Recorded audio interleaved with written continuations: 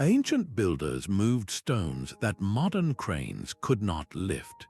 These impossible engineering feats of lost civilizations challenge everything we think we know about history. Today you will discover 25 societies that achieved what should have been technologically unthinkable.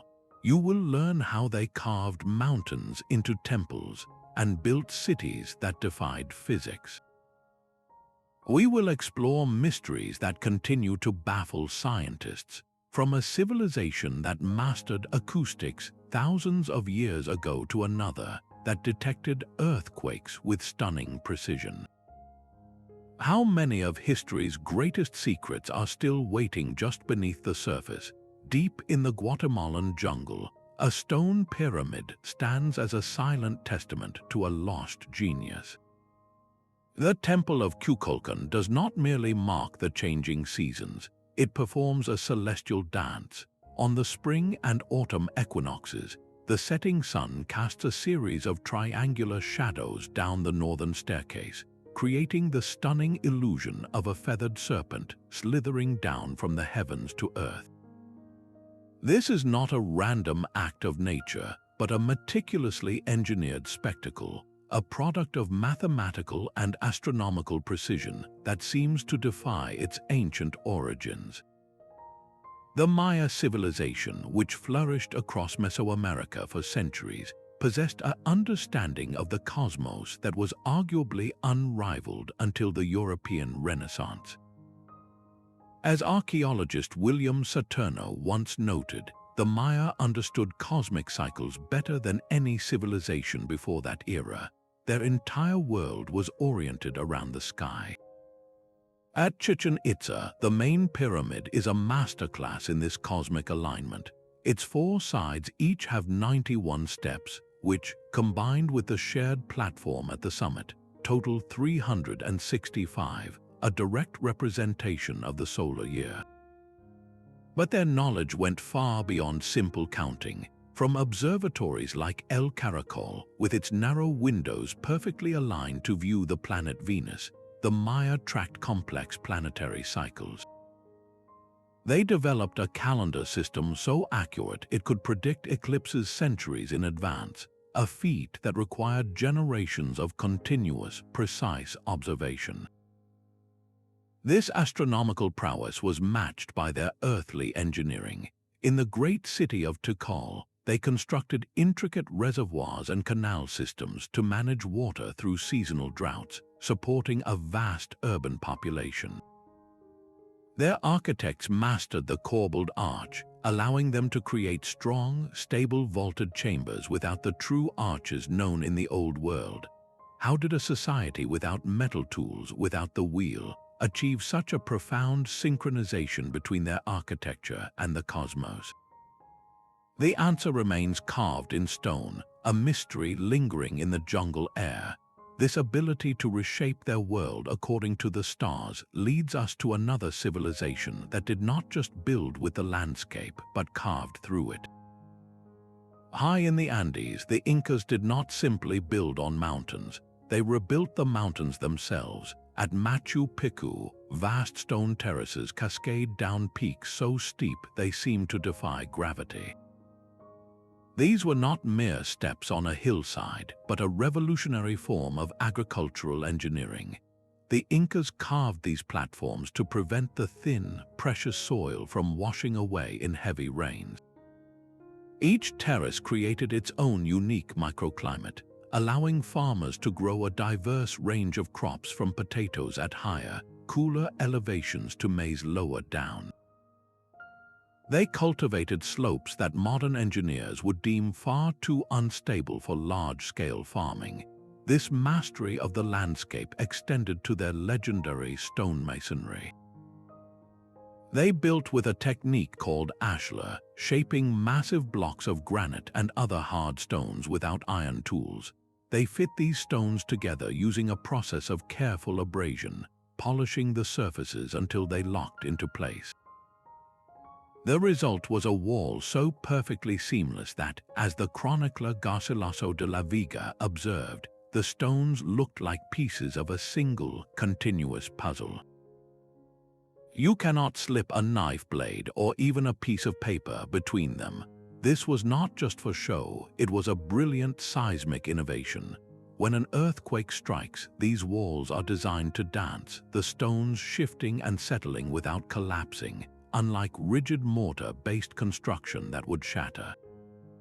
Their genius for integration with the earth is visible across their empire. They built a road network spanning an almost unimaginable 25,000 miles, traversing some of the most rugged terrain on the planet, from coastal deserts to cloud forests. Along these roads and within their cities, they engineered sophisticated irrigation channels that used nothing but gravity to direct fresh mountain spring water exactly where it was needed. The Incas possessed a profound, almost intuitive understanding of geology and hydrology, allowing them to create structures that have withstood centuries of violent seismic activity. How many other civilizations reshaped their entire environment on such a monumental scale? Our search for answers now descends from these mountain peaks into the depths of the ocean, where an even older mystery lies submerged.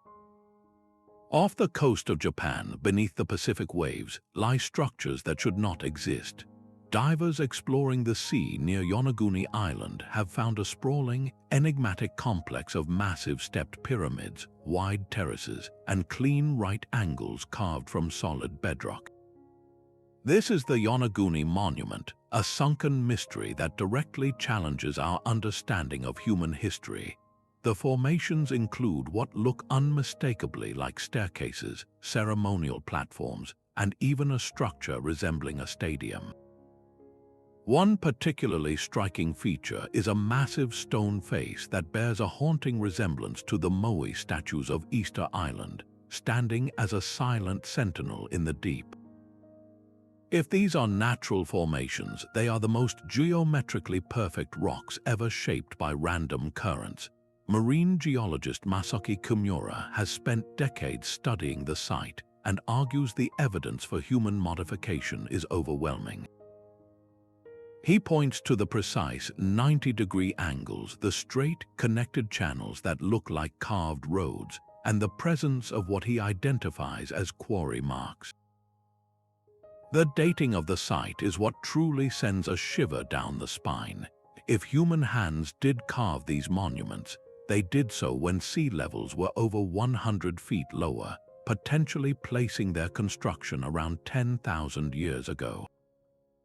This was the end of the last ice age, a time when mainstream history tells us humans were simple hunter-gatherers, not master architects capable of quarrying and moving colossal stone blocks.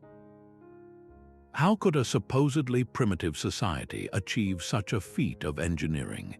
The very existence of Yonaguni forces us to ask what else we have gotten wrong about our ancient past.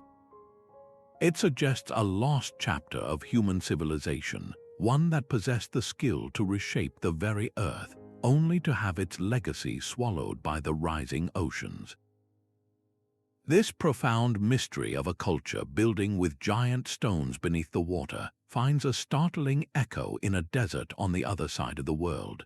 Deep in the sweltering jungles of Veracruz, the ground itself seems to stare back at you. These are the colossal stone heads of the Olmecs, each one a single, massive block of basalt weighing as much as 50 tons. Their expressions are stoic, powerful, and utterly enigmatic. The sheer scale of these sculptures is staggering enough, but their origin story is what truly defies belief. The Olmecs, the mother culture of Mesoamerica, quarried this incredibly hard stone from the Tuxtla Mountains, a grueling 50-mile journey through treacherous, waterlogged swamps. They accomplished this around 1,500 years before the Common Era, a time when they had no wheels, no metal tools to shape the stone, and no domesticated animals to pull the loads. How do you move a stone the weight of a school bus through what is essentially quicksand? The archaeologist Matthew Stirling once described the challenge in exactly those terms, a logistical nightmare that the Olmec somehow solved again and again. The prevailing theory suggests they may have used a combination of log rollers, rope made from local fibers, and immense communal labor. They could have built temporary causeways through the marshes and used principles of leverage to navigate the difficult terrain. This was not a one-time effort, but a sustained, organized operation that speaks to a highly structured society capable of mobilizing and directing a vast workforce. Yet their genius was not confined to moving mountains.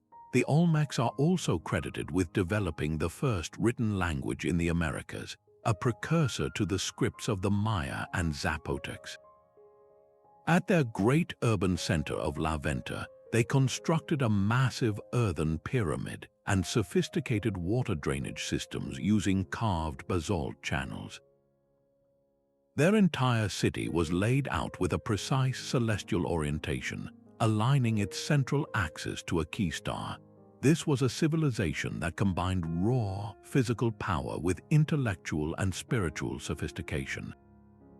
Their ability to move the earth itself to command stone and water points to a lost science of logistics and collective will. If the Olmecs could move 50-ton heads through a swamp, what could another culture accomplish with even larger stones on open ground? The colossal stone heads of Easter Island stand in silent defiance of their own creation. Dotting the coastline of one of the most isolated places on Earth, the Moai present a puzzle of almost impossible scale. The Rapa Nui people carved nearly 1,000 of these monolithic figures, some rising to a height of 33 feet and weighing over 80 tons from the hard volcanic rock of a single quarry. Then they moved them. The journey for many of these statues was a trek of several miles across rugged, uneven terrain, a feat that has baffled observers for centuries. How do you transport a stone giant across an island with no large trees for rollers and no powerful animals for draft? Recent experiments have proposed a stunningly elegant and daring solution. Perhaps the Moai did not lie down for their journey, they walked. The hypothesis suggests that teams of workers used a complex system of ropes to rock the statues from side to side, inching them forward in an upright position. It would have been a delicate, dangerous dance of physics and coordination, a testament to a profound collective understanding of balance and leverage. As anthropologist Terry Hunt has observed, the engineering behind moving these statues represents a triumph of human ingenuity over limited resources. But the Moai are only part of the story. The Rapa Nui civilization also displayed remarkable environmental adaptation, creating elaborate rock gardens to enrich the island's naturally poor soil and grow sweet potatoes sustainably. They even developed their own unique written language, Rongo Rongo, a script that remains largely undeciphered to this day. The complete story of Easter Island is one of a small, isolated population achieving monumental works through sheer intelligence and will. How did they erect these giants without any of the tools we would consider essential? This same question of isolated genius echoes from the Pacific to another island, one that built its own stone wonders not with giant heads but with impossible precision. On the small Mediterranean islands of Malta, the stones hold a silence that speaks of profound antiquity. Here stand the oldest free-standing stone structures on our planet, the Maltese temples, built a full 1,000 years before the first stones of Stonehenge were ever raised. These are not simple stone circles, but complex architectural marvels constructed from massive limestone blocks, some weighing as much as 20 tons, all arranged into elaborate cloverleaf floor plans. Between 3,600 and 2,500 years before the Common Era, this mysterious temple building culture created structures that featured corbelled roofs, intricate altars, and sophisticated drainage systems, all without any metal tools. The Temple of Haga Kim offers a stunning glimpse into their minds. Its main entrance is a masterpiece of celestial engineering, perfectly aligned so that during the summer solstice the rising sun projects a beam of light that travels across a stone slab, illuminating the inner chamber with a precision that rivals any modern observatory. As the archaeologist David Trump once stated, these are truly the world's first architecture in stone, but their most breathtaking achievement lies not above the ground but deep beneath it. The Hypogeum of Hal Saflieni is a subterranean sanctuary carved over 3 levels directly from the living rock. This was not a simple cave, but an underground mirror of the temples above, with carved ceilings that mimic stone roofing and chambers that replicate architectural features. Its true wonder, however, is acoustic. Certain chambers within the hypogeum are engineered to resonate and amplify specific, low sound frequencies. A voice spoken in one room can be heard clearly throughout the entire complex, a phenomenon that would have transformed rituals into profound, immersive experiences. How did a prehistoric society discover the principles of sound resonance and apply them with such precision? Then, around 2,500 years before the Common Era, this entire civilization vanished. The temples fell into disuse, and the people who built them disappeared from history, leaving behind no written records, only their impossible stones. What knowledge of astronomy, acoustics, and engineering was lost with them? The mystery of their disappearance only deepens the enigma of their achievements, a puzzle that leads us from these subterranean sanctuaries to a civilization that built its wonders high in the mountains. In the heart of a sun-scorched desert, a city of impossible pink stone rises from the cliffs. Petra was more than a beautiful facade. It was a triumph of survival engineered by the Nabateans. This civilization did not merely inhabit a harsh environment. They mastered it by commanding the one resource more precious than gold, water. In a landscape that receives only about 6 inches of rain per year, they built a complex network of dams, cisterns, and ceramic pipelines that captured every possible drop. They carved channels directly into the cliff faces to guide seasonal floodwaters, and designed reservoirs with clever, narrow openings to drastically reduce evaporation under the relentless desert sun. Their ceramic pipes were fitted with sophisticated pressure reduction valves, a technology that prevented their system from bursting under its own force, a principle we still use in modern plumbing.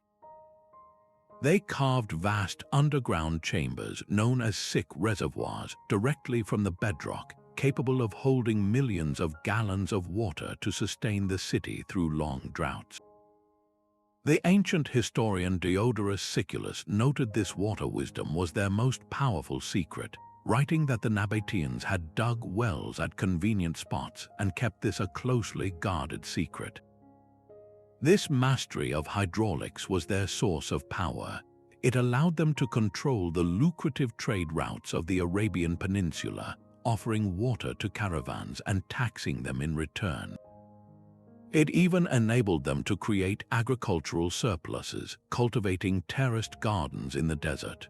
Their architectural genius is visible in the iconic Treasury Building, a structure carved from the cliff face from the top down, a method that required unimaginable precision and planning. How did they maintain such water security in one of the world's driest regions? Their answer was not to fight the desert, but to listen to it and to harness its rare downpours with an engineer's foresight. This same principle of thriving against the odds resonates in another desert empire, one that built its wealth not from rainwater, but from the heart of the earth itself. While Petra mastered the capture of rainwater, another desert civilization found its lifeblood far deeper in the earth. The Garamontes did not merely survive the Sahara, they conquered it from below. In what is now modern Libya, they engineered a hidden world of water, a sprawling network of underground tunnels called fagaras that stretched for hundreds of miles. These were not simple ditches, but masterpieces of subterranean engineering, designed to tap into ancient fossil water reserves that had been trapped deep underground for millennia. The Garamontes dug vertical access shafts at precise intervals, some plunging down 100 feet to reach the water table. They then connected these shafts with gently sloping tunnels, using an intuitive understanding of gradients to ensure a constant, reliable flow of water to the surface purely by gravity. This was a hydraulic system built in total darkness, a testament to their advanced knowledge of geology and mathematics. Their capital city, Garama, rose from this engineered oasis, a bustling metropolis of multi-story mud-brick buildings that was home to as many as 10,000 people in the middle of the world's largest desert. They developed their own writing system, a script that remains a locked door to their history, and built fortified settlements that controlled trans-Saharan trade routes. As archaeologist David Mattingly described their society, it was a veritable civilization in the heart of the desert. For over 1,000 years, they maintained their green paradise, a feat that seems to defy the very logic of their environment. What other secrets lie buried beneath the sand, waiting to rewrite our understanding of human resilience? This quest for hidden worlds leads us to another empire that did not just build underground, but carved entire cities from the stone beneath their feet. There is a world beneath the world in the heart of Turkey. While civilizations built towards the sky, the people of Cappadocia burrowed deep into the earth, creating not just a refuge, but an entire inverted metropolis. The Derinkuyu underground city is a labyrinth of breathtaking scale, descending 8 full levels into the soft volcanic rock, a depth equivalent to a modern 10-story building. From around the 8th century before the Common Era, this hidden world could shelter up to 20,000 people, complete with everything needed for long-term survival. It was a feat of social and geological engineering. The city contained living quarters, stables for livestock, churches for worship, communal kitchens, and even specialized rooms for pressing wine and oil. Every detail was planned for self-sufficiency and security. The most ingenious defenses were the massive, circular stone doors. These slabs, weighing as much as half a ton, could be rolled shut to isolate entire corridors, each one perfectly balanced to be moved from the inside but impossible to breach from without. The Byzantine historian Theophanes recorded how Christian communities later used these cities as sanctuaries from persecution. But the origins of Derinkuyu are far more ancient, its first levels carved by hands lost to time. How did they manage the most basic necessities of life so far underground? The answer lies in a hidden infrastructure. Dozens of meticulously engineered ventilation shafts, some as deep as 180 feet, provided a constant supply of fresh air to every level, while camouflaged wells plunged over 150 feet to tap into the pure water table below. Narrow light shafts were strategically positioned to channel faint illumination to the deepest chambers, banishing total darkness. The sheer logistics of its construction are staggering. How do you plan a city of this complexity, ensuring its structural stability and the precise alignment of its life-sustaining shafts without any of the modern tools for surveying or mapping? It represents a profound, intuitive understanding of rock mechanics and three-dimensional space. This was not a single city, but part of a vast network of as many as 200 subterranean settlements connected by miles of hidden tunnels. The ambition of carving a hidden world from solid rock finds a parallel in another civilization that mastered a seemingly impossible material, turning liquid earth into monumental art. The limestone plains of Malta are etched with a mystery that runs for miles. These are the cart ruts, deep parallel grooves carved directly into the bedrock, tracing paths that look like ancient railway lines before they vanish abruptly into the Mediterranean Sea. For centuries, these enigmatic tracks have defied simple explanation. They are not random scars on the landscape, but part of a sophisticated and widespread transportation system. The ruts demonstrate a consistent gauge, the distance between the two tracks, and often branch into complex junctions or form careful turning circles, much like a modern roundabout.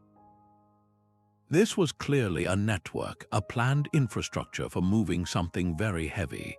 The prevailing theory suggests they were created by sleds or carts, loaded with massive blocks of limestone or perhaps agricultural goods that were pulled repeatedly along the same paths over centuries.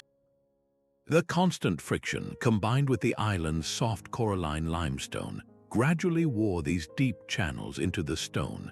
As archaeologist Anthony Bonanno observed, the cart ruts represent one of Malta's most intriguing archaeological puzzles. Their construction reveals a profound practical knowledge. The builders understood how to distribute weight and minimize friction across a soft stone surface, a feat of proto-engineering that prevented their heavy transports from sinking or getting stuck. Some ruts lead directly to the water's edge, suggesting they were used to load stones onto boats, perhaps for transport to other islands. Other theories propose they were part of a vast ancient quarrying operation, with the grooves marking the routes where newly cut blocks were dragged from the extraction sites. Why would a civilization invest such immense, sustained effort into carving permanent pathways across their entire island? The answer seems to lie in the scale of their other projects, the same temple builders who required a reliable method to move 20-ton stones for their sacred structures. The cart ruts are the practical, ground-level evidence of the logistical genius that made those soaring temples possible, a forgotten highway system from a lost world. This ancient network for moving immense weight finds a startling parallel in a culture that moved mountains of earth to shape their own landscape. 7,000 stone towers rise from the Sardinian landscape like the husks of ancient giants. These are the Nyoraghi, the enigmatic legacy of a civilization that mastered stone without mortar. Between 1900 and 730 years before the Common Era, the Nyoragic people erected these unique beehive-shaped structures using a technique known as Cyclopean masonry. Each tower was built from interlocking blocks of basalt and limestone, carefully shaped to fit tightly together, their own immense weight creating a stable, self-supporting structure. The largest of these, like the Nyorag Santu Antoni, soared to heights of over 20 meters, containing multiple levels within its thick walls. Access to these upper floors was provided by spiral staircases ingeniously built within the walls themselves, a hidden network of passageways that connected chambers and terraces. How did they achieve such structural stability over millennia without any binding materials? The secret lies in the precise shaping and placement of each stone, creating a perfect balance of forces that distributed weight with remarkable efficiency, allowing the towers to withstand earthquakes and the relentless passage of time. Their engineering genius extended far beyond these formidable towers. They constructed sacred wells known as posi sacri, with staircases that descended deep into the earth to reach pure water sources, aligning the entrance portals with the light of the moon and stars during significant astronomical events. Their society was not isolated but a hub of Mediterranean trade, evidenced by their advanced metalworking techniques and the discovery of artifacts from distant cultures. The Nyoraghi were more than just fortresses or homes. They were the central nodes of a sophisticated and interconnected society, a testament to a people who understood the very soul of stone. This mastery of fitting colossal blocks together finds a stunning parallel in a culture that took the concept of monumental stonework to an even more impossible scale. The sheer weight of the stones at Mycenae feels impossible to comprehend. These are the legendary Cyclopean walls, built by a civilization so powerful that later Greeks could only explain their construction through myth, believing that only the one-eyed giants known as Cyclopes could have lifted such monoliths. Individual limestone blocks in these fortifications weigh as much as 120 tons, each one painstakingly quarried, transported, and fitted into place around 1350 years before the Common Era. The Mycenaeans did not just stack rocks, they engineered a defensive system that has withstood earthquakes and invasions for more than 3,000 years. Their most famous entrance, the Lion Gate, is a masterpiece of this brutalist architecture. The massive lintel stone spanning the gateway is topped by a carefully constructed triangular opening, a relieving triangle designed to channel the immense weight of the wall above away from the doorway itself. This was not mere decoration, it was a sophisticated application of structural physics, ensuring the gate would not collapse under its own staggering mass. Their engineering genius extended deep into the earth. They constructed magnificent beehive tombs like the so-called treasury of Atreus, with soaring corbelled domes made of overlapping stone rings that created a perfect, stable vault without any central support. To secure their citadel against siege, they engineered a hidden, underground cistern reached by a secret staircase that delved deep beneath the fortifications to tap into a protected spring, guaranteeing a water supply even when surrounded by enemies. The ancient historian Thucydides would later write that the Mycenaeans had the greatest power of any Greek state before their world mysteriously fell apart. How did they achieve this? The movement of these megaliths required an advanced understanding of leverage, ramp systems, and the coordination of a vast, organized labor force. They likely used wooden sledges, ropes, and an army of workers to inch these stones into place, a testament to a society that could command both raw human power and refined technical knowledge. This mastery of moving mountains of stone finds a direct and even more colossal echo in the achievements of another culture, one that shaped its entire landscape with earth on a scale that dwarfs almost everything else. High on the windswept peaks of Anatolia, the Hittites built fortresses that seemed to grow from the mountain stone itself. Their capital, Hattusa, was not merely a city but a marvel of military engineering, protected by cyclopean walls constructed from colossal, irregular blocks that fit together with a puzzle-like precision. These were not simple barriers, they were complex defensive systems incorporating projecting towers, steep glacis ramparts to deter attackers, and underground postern gates that allowed soldiers to launch surprise counterattacks. Building on such rugged terrain required more than just strength. It demanded an unparalleled mastery of logistics and planning. Quarrying and moving these multi-ton stones up mountain slopes was a colossal undertaking, likely achieved with ramps, sledges, and the coordinated labor of thousands. Their urban planning was equally sophisticated, featuring advanced drainage systems that channeled rainwater and sewage away from the city, ensuring hygiene and stability for its population, which may have reached nearly 50,000 people. The city's monumental gateways, like the famous Lion Gate and the Sphinx Gate, were adorned with massive stone reliefs of protective deities, serving as both spiritual guardians and displays of imperial power. Beyond the walls, the Hittites demonstrated another form of strength. They were among the first civilizations to master the large-scale production of iron, moving humanity out of the Bronze Age and into a new era of metallurgy. This technological edge was matched by their legal foresight, their law codes preserved on clay tablets, detailed punishments and compensations with a structured logic that would influence legal systems for centuries. How did they manage the sheer logistics of supplying a mountain capital with food, water, and materials? Their answer lay in a hidden network of subterranean grain silos and massive, strategically placed reservoirs that captured and stored precious water. This holistic approach to engineering, blending impenetrable defense with sustainable urban living, secured their empire for centuries. The Hittite genius for building unconquerable fortresses finds a powerful echo in another culture that also turned its cities into legendary strongholds. The scale of Inca is almost impossible to grasp from the ground. What appears today as scattered temples in the jungle was once the heart of the world's largest pre-industrial city, a sprawling metropolis sustained not just by faith but by water. The Khmer Empire did not simply build temples, they engineered an entire landscape, transforming the unpredictable monsoon cycles of Cambodia into a controlled, life-giving machine. At the center of this system were the barrays, massive man-made reservoirs so vast they resembled inland seas.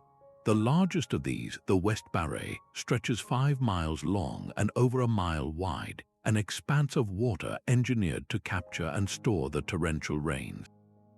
But this was far more than just a giant bathtub.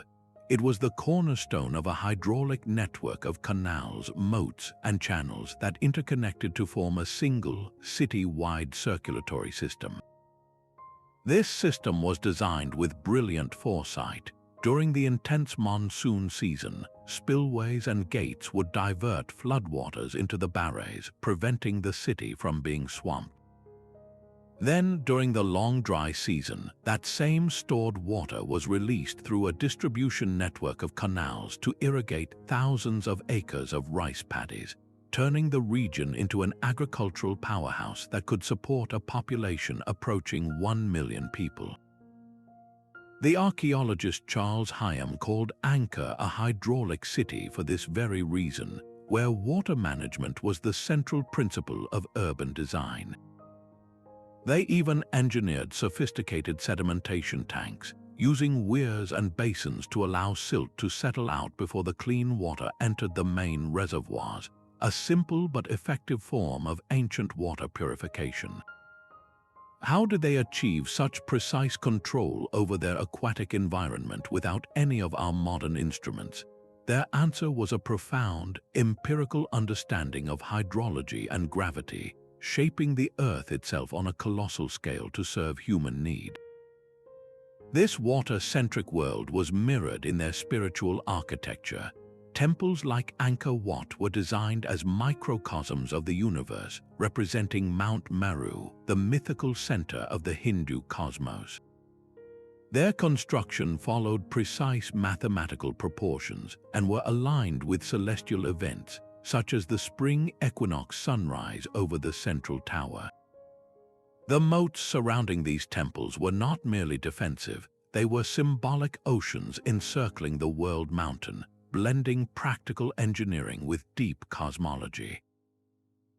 The Khmer Empire's genius lay in this seamless fusion, viewing the management of water and the construction of the sacred as one and the same act.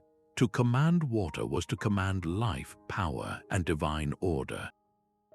This mastery of a liquid landscape finds a parallel in another Asian civilization that turned a different kind of earth into an art form of impossible delicacy. While the Khmer were mastering water on a colossal scale, another civilization was perfecting the art of urban living itself.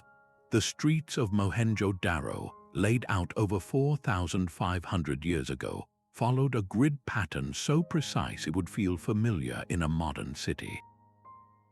This was not haphazard growth, it was a master plan executed with remarkable consistency across the vast expanse of the Indus Valley. Every brick, from the foundations of grand structures to the walls of the smallest home, adhered to a standardized ratio, a universal building block that speaks of a powerful central authority or a deeply ingrained cultural consensus.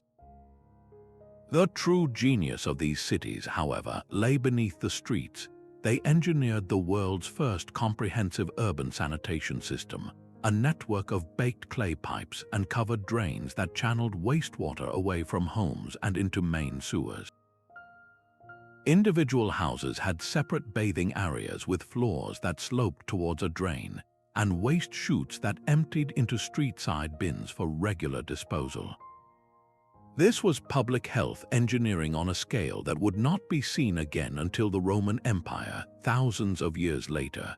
At the heart of Mohenjo-Daro stood the Great Bath, a monumental public tank constructed with astonishing precision. Its floor and walls were made of tightly fitted bricks, sealed with a layer of natural bitumen, a tar-like substance, to become completely watertight. Surrounding the bath were rooms that may have served for ritual purification, all part of a complex that suggests a society deeply concerned with both civic order and spiritual cleanliness. As archaeologist Jonathan Mark Kenoyer noted, the level of planning in Indus cities is unprecedented in the ancient world. Their systematic thinking extended to commerce and science. They used uniform weights and measures made of stone, ensuring fairness in trade across their civilization. Their artisans produced fine beads, pottery, and metalwork, and evidence from one burial site even suggests they may have performed the world's first known dental procedure, drilling a human tooth. Yet, for all their achievements, their voice is silent. The Indus script found on thousands of small seals remains undeciphered, locking away the secrets of their administration, their beliefs, and the technical knowledge that guided their urban dream. What kind of social contract, what shared vision, allowed for such harmonious and sophisticated planning to flourish for centuries? This obsession with geometric order and precision finds a powerful echo in another culture that also built its legacy with perfect, repeating angles. The Great Pyramid of Giza is aligned to true north with a precision that still stuns surveyors today. Its four sides are oriented to the cardinal directions with an error of less than 1/15 of a single degree. To achieve this level of accuracy, the ancient Egyptians must have relied on sophisticated astronomical observations, likely tracking the circular motion of a specific star around the celestial pole. This was not their only mathematical marvel. The pyramid's base is a near-perfect square, with sides that vary in length by less than 0.2%, a testament to an advanced understanding of geometry and measurement. They used a unit called the cubit, standardizing it across the entire kingdom to ensure every block fit its designated place. Their engineering extended far beyond the drawing board. To move the colossal limestone and granite blocks, some weighing as much as 80 tons, they engineered a vast network of ramps. While the exact design is still debated, evidence points to spiraling ramps that clung to the pyramid's rising sides or straight, monumental causeways that stretched from the Nile's edge to the construction site. They even dug canals to bring water from the river right to the plateau, floating the heaviest stones on barges during the annual flood to minimize the distance for dragging. The internal structure reveals an even deeper genius. Above the king's chamber, they constructed 5 layers of massive granite slabs, topped by a steeply pitched gable roof. These are the relieving chambers, a brilliant solution to a deadly problem of physics. They distributed the unimaginable weight of the masonry above, preventing the chamber's flat ceiling from collapsing under the pressure. The ancient historian Herodotus wrote of the immense organization behind this project, describing a rotating workforce of 100,000 men, a logistical feat that required housing, feeding, and coordinating labor on an industrial scale. How did a civilization with only copper tools and rope achieve such perfection in stone?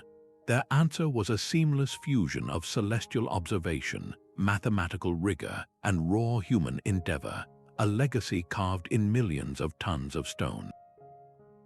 This same drive to build the impossible resonates from the deserts of Egypt to the highlands of another African kingdom. Sudan holds more pyramids than all of Egypt, a silent forest of stone built by the kingdom of Kush. While they may appear similar from a distance, a closer look reveals a completely different architectural vision. The Nubian pyramids are not gentle slopes but sharp, dramatic angles rising steeply from the desert floor. Their construction methods were equally distinct.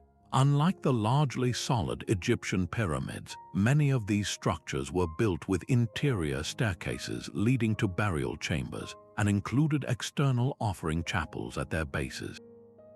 This was a society that did not merely imitate its northern neighbor, but developed its own sophisticated engineering identity. At their capital of Meroe, the Kushites mastered a technology that would define an age-advanced iron production. They fed their smelters with the abundant forests that once surrounded the city, producing weapons and tools on an industrial scale. The archaeologist Timothy Kendall described Meroe as a great industrial center of the ancient world, a place where the fires of innovation burned brightly. Their genius extended to water management in an unforgiving climate. They engineered sophisticated reservoirs to capture precious seasonal rainfall and developed well-digging techniques that reached deep, hidden aquifers, transforming desert margins into productive agricultural land. Their temples were precisely aligned with celestial events, and evidence suggests they may have even used water-powered devices for grinding grain. How did this African kingdom, often overshadowed by Egypt, develop such a unique and self-sufficient engineering tradition? The answer is carved into the steep faces of their pyramids and flows from the deep wells they dug, a testament to a civilization that forged its own path. This mastery of shaping the earth and its resources resonates with another culture that also left its mark not in pyramids, but in colossal, enigmatic statues scattered across a remote landscape. The sheer ambition of the Aksumite Empire is carved into the very mountains of Ethiopia. Here stand the great stelae of Aksum, slender stone obelisks that represent the largest single blocks of stone ever quarried in the ancient world. The most colossal of these, now fallen and broken, once reached a height of 33 meters and weighed an estimated 520 tons, a single piece of granite intended to stand upright. To extract a stone of this scale from the bedrock required more than brute force. It demanded a deep understanding of geology. The Aksumites mastered a technique using water and wedges. They would cut a line of deep holes along a predetermined fracture line in the granite, then drive dry wooden wedges into them. When these wedges were soaked with water, they would expand with immense, irresistible pressure, cleanly splitting the stone from the quarry face. Moving these monoliths was the next impossible task. The journey from the quarry to their final resting place was a trek of several miles across uneven terrain. The prevailing theory suggests they were dragged on a system of log rollers, pulled by teams of hundreds, if not thousands, of laborers and elephants, a slow, deliberate procession of raw human and animal power guided by master engineers. Yet these stelae were not just crude pillars of stone. They are intricate works of art, carved to resemble multi-story buildings, complete with false doors, windows, and even representations of structural beams, a detailed architectural blueprint rendered in solid granite. This was a civilization of profound engineering prowess. They constructed vast, sophisticated water storage reservoirs, known as howalds, to capture seasonal rains. They carved magnificent churches directly down into the living rock, like the Church of St. George at Lalibela, and built grand palaces whose foundations reveal precise alignments with celestial bodies. How did they raise these 500-ton needles of stone to stand against the sky? The method remains a subject of intense debate, but it likely involved an enormous earthen ramp, a colossal counterweight system, and the coordinated effort of an entire society. The ability to command stone on this scale speaks of a highly organized, technologically advanced empire whose secrets of leverage and balance are still not fully understood. This drive to erect impossible stone monuments finds a powerful echo in a culture that did not build with quarried blocks, but instead shaped the earth itself into colossal, enigmatic forms. Great Zimbabwe rises from the highveld like a city of stone dreams. This was no simple settlement, but the heart of a vast African empire, its walls snaking across the landscape for nearly 1,800 acres. Built by the Shona civilization between the 11th and 15th centuries, its most stunning feature is the complete absence of mortar. The massive outer walls, some standing 11 meters tall, were constructed using a unique method called dry stone walling. Each granite block was carefully selected, heated in fires to make it more workable, and then shaped by master masons. They fitted these stones together with such precision that the walls rely solely on gravity and friction, a technique that has allowed them to withstand centuries of wind and weather. But the genius of Great Zimbabwe was not just in its walls, it was in the sophisticated urban planning within them. The city was divided into distinct areas, the hill complex for the ruling elite, the great enclosure below, and the valley complex for the general populace. They engineered advanced drainage channels that directed rainwater away from structures, preventing erosion and flooding. The design of the buildings themselves incorporated clever ventilation, with gaps in the stonework that allowed air to circulate, regulating indoor temperatures in a climate that swings from hot days to cool nights. At the center of the great enclosure stands a monumental conical tower, a solid structure over 5 meters in diameter. Its purpose remains a mystery, perhaps a granary symbolizing royal power or a spiritual focal point, but its very form demonstrates a profound understanding of structural stability and symbolic architecture. When Portuguese explorers first encountered these ruins centuries later, they were utterly bewildered. The explorer João de Barros wrote that the buildings were too sophisticated to have been built by Africans, attributing them to the mythical King Solomon or other foreign powers. This refusal to see the evidence before their eyes reveals more about their prejudices than the origins of the city. The truth is that Great Zimbabwe was the product of a thriving, indigenous African civilization that controlled gold and ivory trade routes stretching to the coasts of the Indian Ocean. How did they achieve such perfect balance and durability without any binding material? The secret lies in the skill of the masons, who understood the natural angles and properties of the local stone, creating an interlocking puzzle that moved and settled as one. This African tradition of complex, self-sustaining urban centers finds a powerful parallel in another civilization that also built its greatest wonders without a single drop of mortar. 5,000 years ago, a city of pyramids rose from the Soup Valley of Peru. The Caral Soup civilization did not just build monuments, they engineered a society that thrived for centuries in one of the most seismically active regions on Earth. Their architectural genius is visible in the 6 large pyramidal structures that form the heart of their city, but their true innovation lies hidden within the walls.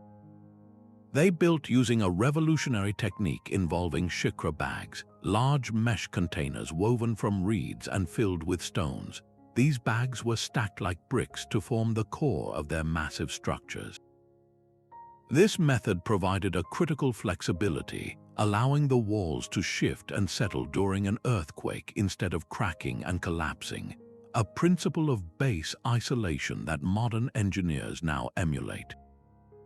The archaeologist Ruth Shady, who led the excavation of Caral, described it as the mother culture of Andean civilizations, a society that laid the foundational ideas for mathematics, astronomy, and social organization that would echo for millennia.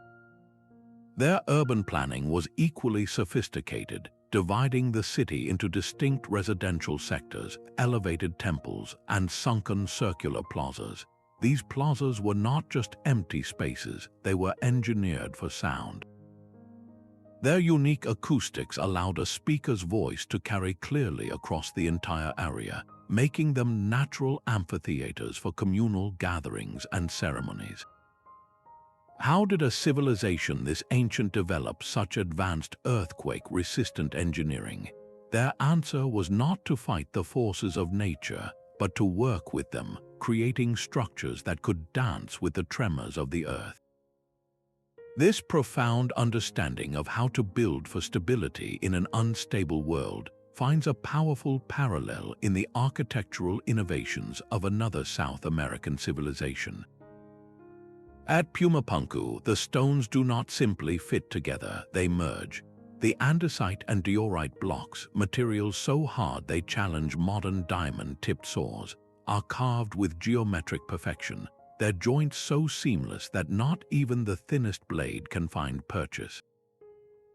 The Tiwanaku civilization, flourishing on the high plains of Bolivia between 500 and 1,000 years after the Common Era, achieved a level of stone cutting that seems to defy the very tools available to them. They created complex shapes with perfect, crisp right angles and surfaces polished to a smooth, almost metallic finish. This was more than construction, it was a form of high art applied to megalithic engineering. Their most famous monument, the Gate of the Sun, was carved from a single, enormous block of stone and is covered with an intricate frieze often interpreted as a complex calendar, depicting a central deity surrounded by winged figures and symbols that track celestial cycles.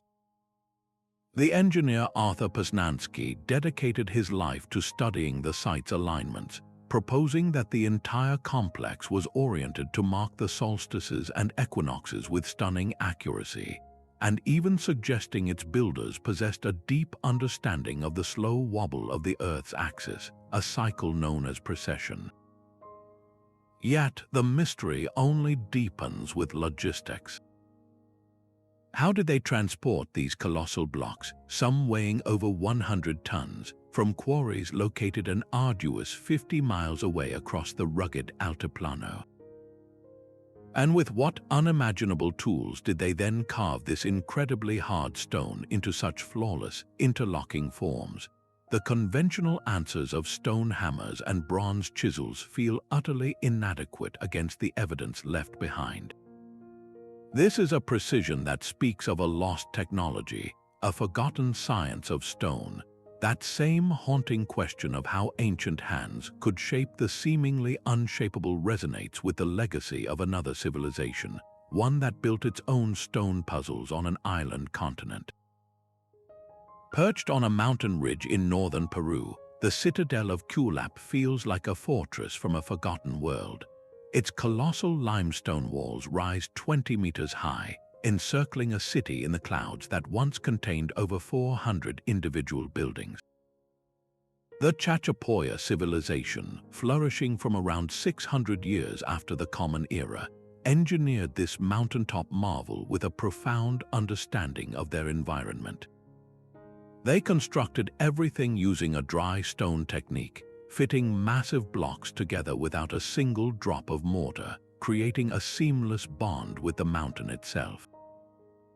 The outer walls are not blank stone, but are adorned with intricate decorative friezes, zigzag patterns, and rhomboids carved directly into the rock, a signature of their unique artistic vision. Within this stone enclosure, they built hundreds of circular structures with tall, conical, thatched roofs. This was not just an aesthetic choice, it was brilliant engineering. The circular shape and flexible roofing materials were perfectly designed to resist the powerful mountain winds and channel the torrential rains of the cloud forest away from the foundations. Their entire city was a masterclass in water management, featuring sophisticated drainage channels that ran beneath the buildings and throughout the complex to prevent erosion and flooding on the precarious ridge. The Spanish chronicler Pedro Cieza de Leon encountered their descendants and wrote that the Chachapoyas were the whitest and most handsome of all the people he had seen, a testament to their distinct culture. But their true legacy is etched in stone. How did they transport these immense limestone blocks up such steep, almost inaccessible slopes? The answer likely lies in a combination of sheer human effort, ingenious ramp systems carved into the mountain flanks, and a deep, generational knowledge of the local terrain. Their buildings were not imposed upon the landscape, but designed to blend with it, a symbiotic relationship that has allowed their stonework to withstand centuries of earthquakes and harsh weather. What drove a people to build their world on the very edge of the sky? This quest for sanctuary in the most remote places finds a powerful parallel in another civilization that carved its home not on mountaintops, but within the heart of the desert. The Nazca Desert floor is a canvas of impossible scale. Etched across nearly 200 square miles of the Peruvian pampa are hundreds of geometric lines, colossal spirals, and giant figures of a hummingbird, a spider, and a monkey so vast they seem to belong to the gods. The Nazca civilization created these geoglyphs over a 1,000-year period by performing a simple but brilliant act of subtraction. They carefully removed the dark, sun-baked stones and pebbles that coat the desert, exposing the lighter, sandy soil beneath. The stark contrast created lines that have survived for 2 millennia, preserved by one of the driest and most windless climates on Earth. This was not random scratching in the sand. It was large-scale engineering that required a masterful understanding of perspective and proportion. How do you design a perfect, straight line that runs for miles over rolling hills without it appearing distorted from the ground? The answer lies in simple, elegant technology. They likely used a series of stakes and ropes to plot out the designs, creating straight lines by sighting between markers and crafting curves from a central pivot point.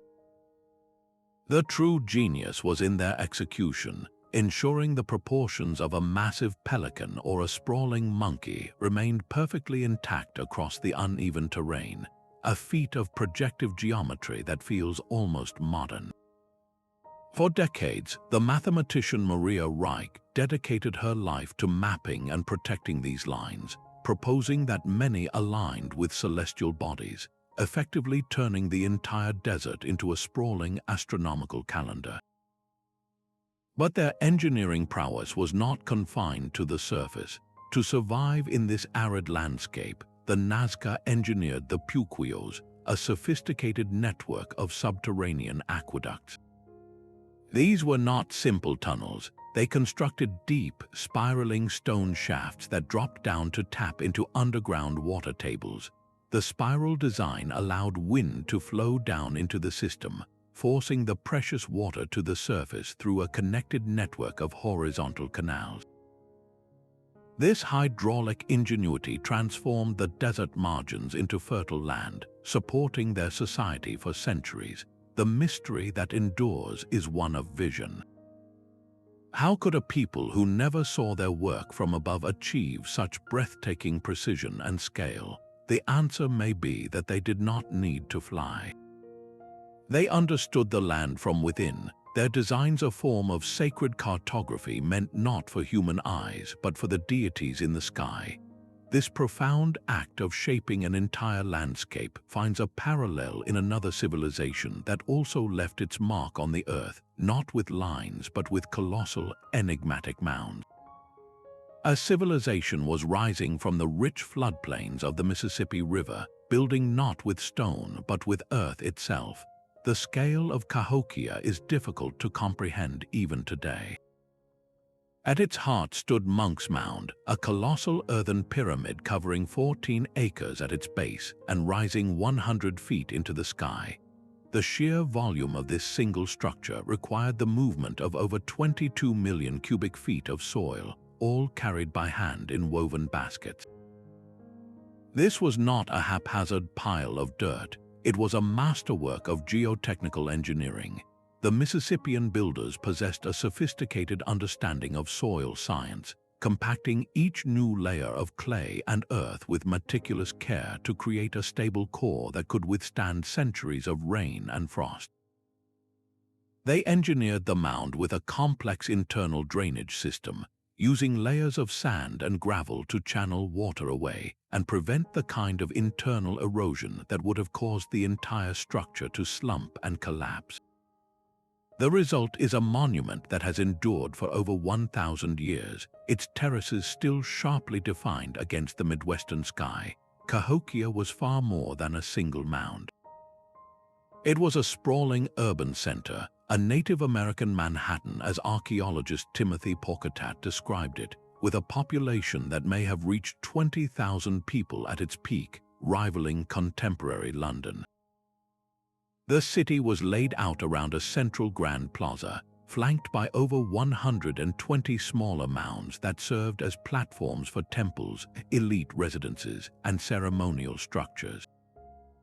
The entire complex was surrounded by a massive defensive palisade, a 2-mile-long stockade wall made from some 20,000 logs, a testament to both the city's power and its need for security.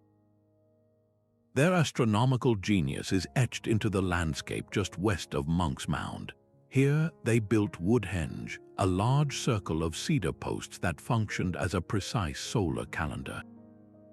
A central observer would watch the sunrise from this spot, and on the solstices and equinoxes, the sun would align perfectly with specific posts, marking the turning of the seasons with an accuracy essential for their agricultural society. How did a culture with only baskets and digging sticks conceive of and execute a project of such staggering scale and complexity? The answer lies in a profound collective knowledge of the land, an understanding of how to shape the very earth into a durable and sacred landscape. This monumental transformation of the environment through earthworks finds a direct parallel in the way another civilization reshaped its world not for ceremony, but for survival through agriculture. 2,000 years ago, a bronze dragon could warn an emperor of a distant earthquake. In the year 132 of the Common Era, the brilliant court astronomer Zhang Heng unveiled his Hufeng Didongyi, an intricate bronze vessel adorned with 8 dragon heads, each holding a bronze ball above the open mouths of 8 corresponding toads. When a seismic wave, imperceptible to human senses, traveled from a distant epicenter, it would trigger a delicate internal pendulum. This mechanism would prompt just one dragon to release its ball into the mouth of the toad below, clattering with a sound that signaled both the direction of the quake and its detection hundreds of miles away. It was the world's first seismoscope, a device whose precise internal mechanism remains a mystery to this day, yet its reported accuracy was confirmed by historical records of an unperceived tremor to the west. This was not an isolated marvel, but a single expression of a civilization that engineered the impossible as a matter of statecraft. Their mastery of water is still flowing today. The Duzhongyan irrigation system, a project initiated by the engineer Li Bing around 256 years before the Common Era, was a masterpiece of hydrological genius. Confronted with a violent river that regularly flooded fertile plains, Li Bing did not simply build a dam. He engineered a permanent solution that worked with the river's natural forces. His system featured a man-made island that split the river, a channel cut through a mountain to divert excess water, and a spillway designed to regulate flow automatically. Most brilliantly, he developed a method to control sediment by scouring it from the riverbed using the water's own energy, a principle still studied by modern engineers. This system still irrigates over 5 million acres of farmland, 23 centuries after its construction. This scale of ambition was mirrored on land. The Grand Canal, a waterway stretching over 1,100 miles, was a logistical achievement that connected the northern and southern halves of the empire, its construction requiring the movement of unimaginable volumes of earth and the solving of complex elevation changes with sophisticated lock gates. Their architectural wisdom extended to surviving the very tremors Zhang Heng's device detected. Chinese builders developed the dugong, a complex system of interlocking wooden brackets that sat at the top of columns. During an earthquake, these brackets acted like a flexible skeleton, allowing the heavy roof to sway and dissipate energy without collapsing the structure, a form of ancient seismic dampening that preserved countless temples and palaces. The sheer organizational power behind the Great Wall exemplifies this engineering mindset. More than a simple barrier, it was an integrated defensive system built across every conceivable terrain. Signal towers placed at high points allowed messages to be relayed hundreds of miles in a single day using smoke or flags. The wall itself was constructed with locally sourced materials, from tamped earth in the western deserts to stone blocks in the mountains, its routing always chosen to maximize the defensive advantage of the high ground. How did the Han Dynasty and its successors develop such a profound and holistic approach to engineering, creating systems that endured for millennia where others crumbled? Their genius lay in a philosophical understanding of balance, in working with the forces of nature rather than against them, from the flow of a river to the shake of the earth. With the silent testimony of Zhang Heng's bronze vessel, our journey through 25 lost civilizations reaches its end, a testament to the boundless ingenuity of the human spirit when faced with an impossible world. From the desert hydraulics of the Garamontes to the celestial stones of the Maya, a startling pattern emerges across these 25 lost worlds. Civilizations separated by oceans and thousands of years arrived at eerily similar solutions to their greatest challenges, as if following a hidden blueprint for the impossible. They all possessed a profound, almost instinctual grasp of geometry, using perfect right angles and precise alignments to build structures that have defied time itself. Whether it was the Egyptians squaring the Great Pyramid or the Maltese temple builders carving their celestial corridors, this mathematical language was universal. They each mastered their own materials, from the Kushites smelting iron on an industrial scale to the Caral builders weaving earthquake-proof reed foundations, proving that advanced materials science is not a modern invention. And without exception, they solved the ultimate puzzle of logistics, mobilizing thousands of workers to move mountains of stone and earth, a testament to a shared human capacity for breathtaking organization. Yet within these universal principles, we find brilliant local adaptation. The Inca terraced mountains to prevent erosion, while the Nabateans carved cliffs to capture fleeting desert rains. The Chinese developed flexible wooden brackets to dance with earthquakes, and the Caral civilization used shikra bags for the very same purpose. Each civilization looked at the unique obstacles of their environment and engineered a masterful, localized response. The persistent theme of astronomy is perhaps the most haunting. From the solstice alignment at Haga Kim to the Venusian tracking of the Maya, humanity repeatedly turned its eyes to the stars, using them as a cosmic clock and a spiritual guide, embedding celestial patterns into the very stones of their cities. And when faced with the sheer physical challenge of moving an 80-ton Moai or a 120-ton Mycenaean block, cultures on opposite sides of the globe discovered the same principles of leverage, ramps, and rope. This convergence of thought forces us to confront a tantalizing mystery. Was this knowledge discovered independently, a natural evolution of the human mind when confronted with the same physical laws? Or does it hint at forgotten exchanges, threads of lost knowledge that somehow stretched across the globe in the deep past, influencing builders from the Andes to Anatolia? The evidence carved in stone suggests that when faced with the impossible, human ingenuity follows a remarkably consistent and brilliant path. What does this collective legacy, this hidden conversation across millennia, ultimately reveal